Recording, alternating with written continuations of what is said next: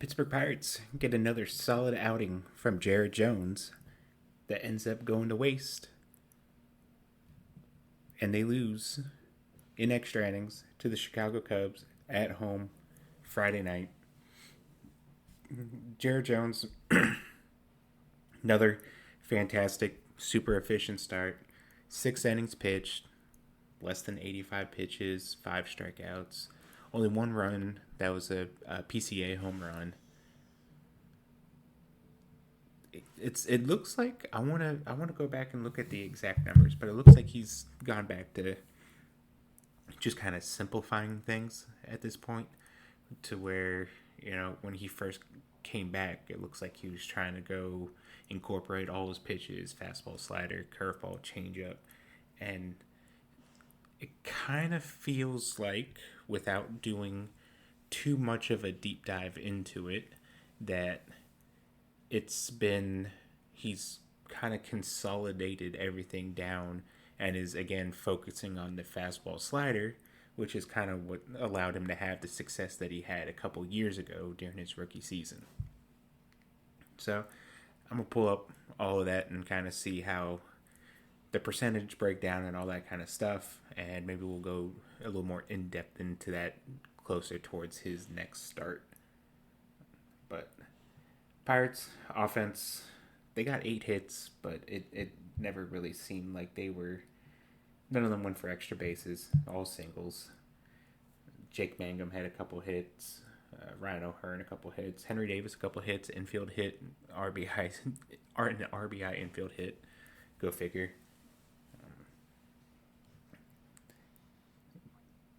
Johan Ramirez, he hasn't been horrible lately, so of course in the situation that they kind of needed him to be more of a lockdown guy, he struggles.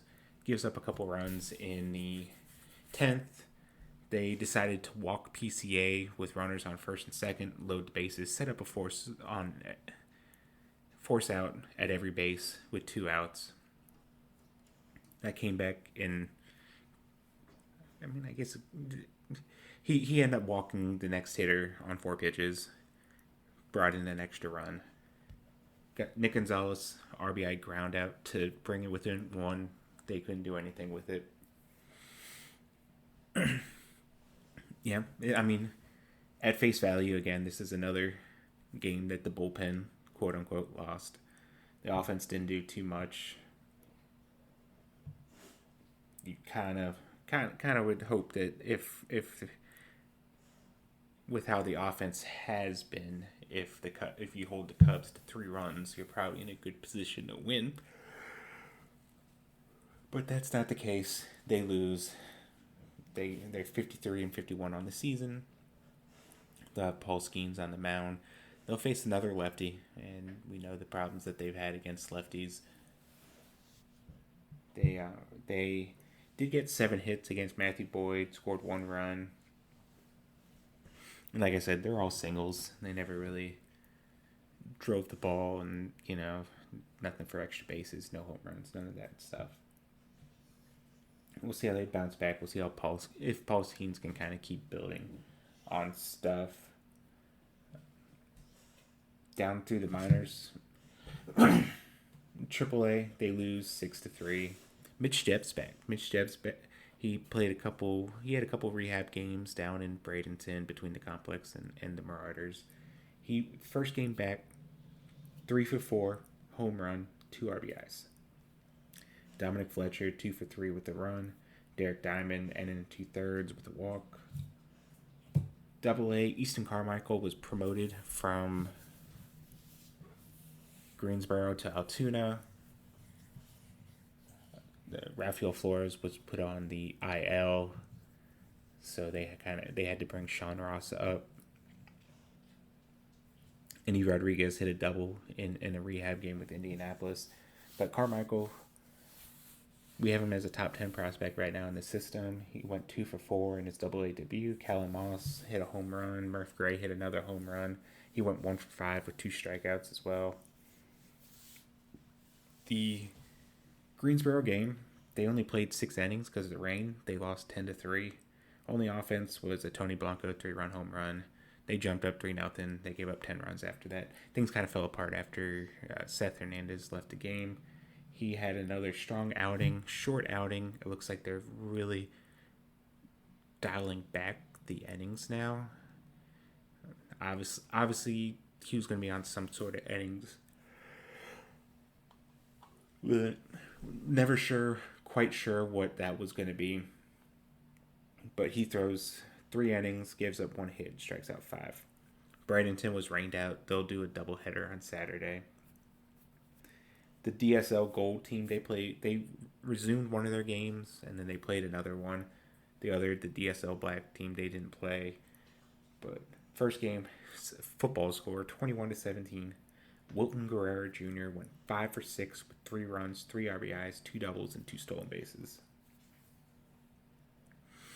But as you saw in the title of the episode here, and this is probably trending towards a quicker episode, which I don't want these to be too long, stuff like that, short and sweet, couple points, this and that, as I kind of figure out what kind of format I want to do for this. Florida Complex League ended this week. Wilbur's going to have a nice little recap on both the hitting and pitching side over the weekend. But he does those. He does a fantastic job on those. Make sure you check those out over on Bucks on Deck. I wanted to go through some of the key players, some notable players, that kind of stuff, and how they did this year. Talk a little bit about that. I would say probably the best player at the complex overall, Johan De Los Santos. He didn't spend as much time there. He because he made it up and down to Bradenton that one time, and then has been with Bradenton the last couple of weeks. So Hunsung Lee, he got a little bit of run in Bradenton as well, but he finished the year at the complex. Just at the complex, not including his numbers at low A.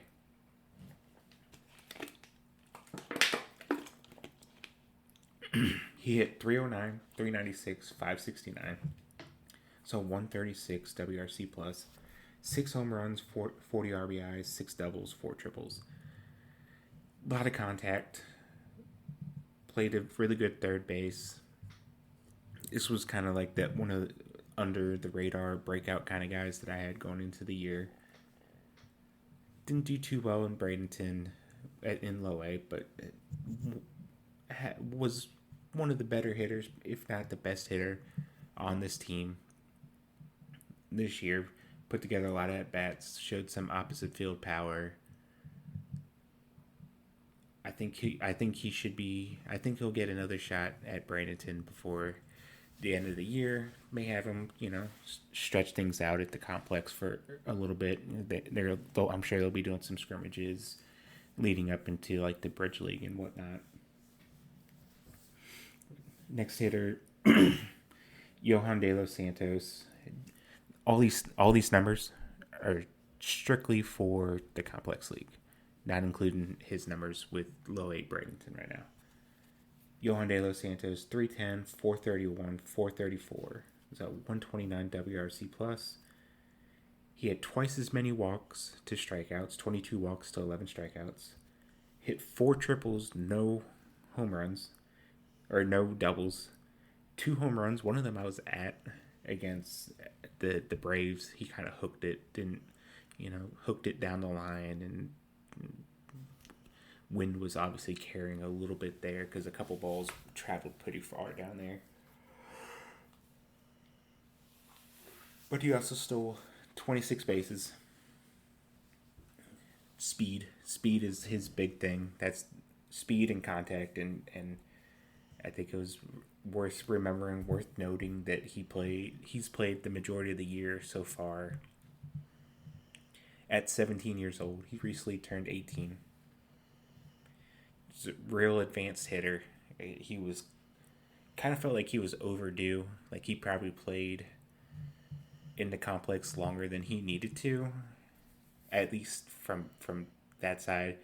Seeing a little bit of struggles here over with with the Marauders now that he's up with them in low A.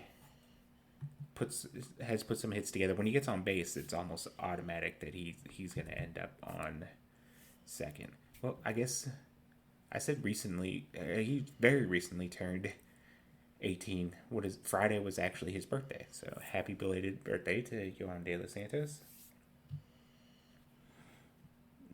Very strong outing. Just pretty much was exactly the kind of hitter we expected. Hit for a high average. Not going to strike out much. It was a single-digit strikeout rate. Not going to be a lot of power that he hits. He did have a batted ball that was 108, which for his size and his age is impressive. But it's also worth noting that like it was hit like 2 feet. It was hit directly, basically into the ground. So good that he was able to get up to that. But like it's not like he like actually drove the ball. He's not shown the ability to hit high exit velocities in the air. And like his air pull rate, at least with Bradenton, I know that's supposed to be a complex thing, but with Braden, it's he's getting the ball in the air to the pull side. It's just there's not much impact to go with it. This was a hitter that, like, I think I was kind of intrigued on going into the year. He was a high draft pick last year. Things didn't exactly work out well for him. Gustavo Melendez hit 171, 414, 216. It was a 97 WRC plus. Had 5 doubles. Supposed to be a lot of bat to ball. Maybe some sneaky power based off his size. Like he was listed 5'7", 5'8". It's definitely shorter than that. I think he's probably like 5'6", 5'7". It's maxed out physicality wise. Showed some good plate discipline, at least in the sense of he walked as many times as he struck out. He walked 41 times. There's a 26% strikeout rate to 26% walk rate. It's not, that's good, but also that strike rate in the complex, like the times that I was there, the at bats that I saw, and from what I can gather, like it's very, very overmatched to the point to where like it's not going to surprise me if he's playing in the complex again next year.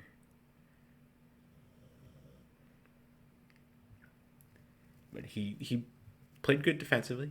He surprisingly handled shortstop well. So we'll see if, like I said, probably going to be in the complex next year. Wouldn't surprise me. Maybe he takes a step forward, but I don't know. It just didn't seem like it was really there that you wanted it, what you're hoping to use such a high draft pick for. And we'll kind of see if he's able to bounce back next year. Frederick Ovalle, he was a 10K signing. He didn't get much for bonus wise, and he put together a really good year in the Dominican, and he made the jump stateside this year. Been with Bradenton, and he's performed well so far. Hit 345, 414, 414, 117 WRC plus, 10 stolen bases. Didn't walk much, but also didn't strike out much. 7 walks to 6 strikeouts, 2 doubles, a triple, 10 stolen bases. The swing isn't really geared to create a lot of power. And he's not going to be a big home run guy, but he puts the ball in play, makes good contact, has some speed, has played some second base, believe he's played some third base, playing some outfield, mainly been left field, but I feel like he has the speed and everything to like maybe eventually he can give center field a shot. I don't know at this point. Like he's still a little bit ways to go before you probably consider him like a legitimate prospect, just because like I just don't know what the power is going to be like. I don't think it's going to project very well. But if he can keep making a lot of contact, then he'll keep finding a way up there. And he's starting to expand out versatile wise with the defense. This guy, it's interesting how like the way his season went. It was just a tale of two halves or two parts or however you want to put it. Daryl Morrell, he got off to a amazing start.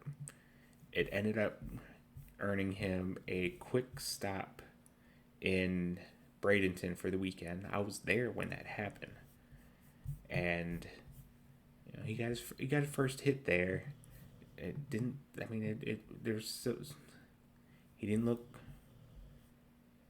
look like there's still some work to do. He went 1 for 8 with an RBI, just a couple strikeouts, but like I don't think there were nothing really there that was like, okay, well you have to just keep him. But like those first 8 games leading up to that point, he was hitting 385, 543, 885 with a 231 WRC plus. He had 8 walks, 7 strikeouts. He had 4 triples, a double, and a home run. I was at the game against the Braves where he had the triple and the home run. The home run I loved. It was like a breaking ball, a little bit out front. He was able to kind of dip the knee, get down, adjust, slow down a second, and still hit it. Like I said, stuff down right field was kind of just flying out that day. So, but I mean, the ball wasn't hit like overly hard. Still got out. I mean, the start he had was like, I mean, we were talking about like whether or not like he's gonna be getting top 100 considerations, and how high are we gonna put him in the mid-season update? Like talking about maybe he can be like a top 5, top 10 prospect. I think he ended up on Baseball America's first update. He was a top 10 prospect, like in the Pirate system, and like it was like this is it. This is the next breakout guy. After not counting those 2 games in Bradenton, we're just gonna focus on the complex thing. After he got back, he played in 32 games. And in those 32 games, he hit 127, 278, 216, had a 31% strikeout rate. It did hit 2 home runs, but it was 40 strikeouts at 126 plate appearances. And then finally, it ended in, I'm assuming, an injury. July 9th, he had 1 plate appearance, left the game early, didn't play after that. Not so for how fantastic that season started, for it to go that south that quick and for that long, and then just to end the way it did, just very, very unfortunate on there, because like you can see the raw tools just like oozing there, but like, man, when he got back to the complex after playing for Bradenton, something just was not right. Something was wrong, and it got ugly for a while. On the pitching side, just a couple pitchers, not a couple pitchers I wanted to talk about. Robinson Smith, he's a guy I've talked about multiple times here. Saw him make his stateside debut while I was down in Bradenton. Looked good. It was just 2 innings, wasn't many pitches. Really, just like it was just fastball and a couple curveballs. He finished the year with a 4.45 ERA, 27 strikeouts, and 30 in a third inning. We didn't get StatCast every single game, but the games that did have StatCast that we were able to see, it did kind of look like the velocity was taking a little bit of dive towards the end of the year. Maybe there's a little bit of arm fatigue. Yeah, this is technically the most innings he's pitched in a season. I'm sure he'll pitch a little bit more in like the bridge league and stuff like that to keep logging innings, keep building up and stuff like that. There's a lot of projection there. Looks like if he might be able to fill out, that there could be some added velocity there. I like the curveball. It's another one of those raw packages, but if everything kind of clicks, I think there's something there that the Pirates can work with. McLean Moody, he was another project. He was a late round draft pick that got an overslot bonus. There's a lot of projection there. Everyone knew it was kind of going to be like a project, but like this, it was a rough year. It was a rough year. 36 walks and 15 and a third innings pitched. A 15.85 ERA. Just not the ideal first year. Like with someone like Melendez, you're probably looking at him starting the year again in the complex, at least to start, probably get him going and then move him up to Bradenton, hopefully. But I saw him make his pro debut. Angle wasn't great to see it. Looked like he threw a couple good breaking balls. The changeup seems to be like it could be like a legitimately good pitch. The fastball has some outlier characteristics if the velocity starts playing up. But pitchers hard to gauge. Don't get to see much of them. Don't get very deep dive on the stuff. The StatCast stuff isn't available everywhere, so you have to hope that he pitches on the game that's there. That at Pirate City isn't available, so if he was pitching at Pirate City, you just wouldn't get the reading. So it'd be once every other week or so you'd get something. So not much data to go by. For him, it's going to come down to the walks, because the 36 walks and 15 innings, that's not playable. That's not getting you to Bradenton at any time soon. But that's going to do it for today's episode. Thanks for tuning in. As always, make sure you head on over to Bucks on Deck Substack, subscribe. Daily content on the Pirates organization. Check out the YouTube channel. Upload videos every week on the system. There'll be some stuff for Erwin Ramirez out. I did a video breakdown of him on the site. Check that out. Catch you guys later.